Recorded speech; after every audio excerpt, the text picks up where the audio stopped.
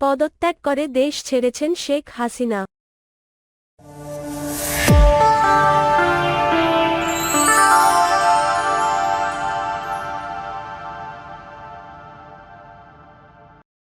বৈষম্যবিরোধী ছাত্র আন্দোলনের সরকারের পদত্যাগের এক দফা দাবির মুখে প্রধানমন্ত্রীর পদ থেকে পদত্যাগ করেছেন শেখ হাসিনা।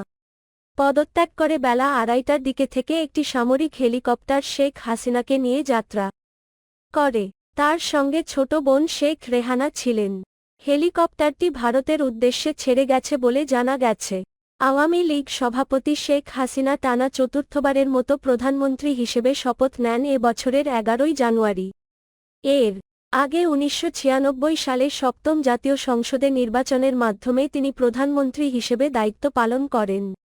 সেনা সমর্থিত তত্ত্বাবধায়ক সরকারের অধীনে 2008 সালে নবম জাতীয় সংসদ নির্বাচনের মাধ্যমে জয়ী হয়ে প্রধানমন্ত্রী হন শেখ হাসিনা।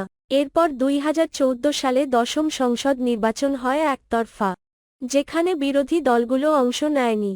2018 সালে একাদশ জাতীয় সংসদ নির্বাচন নিয়েও বিতর্ক রয়েছে।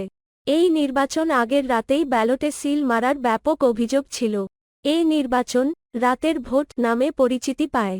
আর চলতি বছরের জানুয়ারিতে দ্বাদশ জাতীয় সংসদ নির্বাচনের মাধ্যমে তিনি আবার প্রধানমন্ত্রী হন। তবে এই নির্বাচনও বিতর্কিত। এতেও প্রধান বিরোধী দলগুলো অংশ নেয়নি। নির্দলীয় নেতাদের স্বতন্ত্র প্রার্থী করে ডামি প্রতিদ্বন্দ্বিতার আয়োজন করা হয়। এই নির্বাচনটিকে বিরোধীরা ডামি নির্বাচন বলে আখ্যা দেন। 6 মাসের মাথায় ব্যাপক ছাত্র ও গণবিক্ষোভের মুখে তিনি আজ পদত্যাগ করে হেলিকপ্টারযোগে দেশ ছেড়েছেন।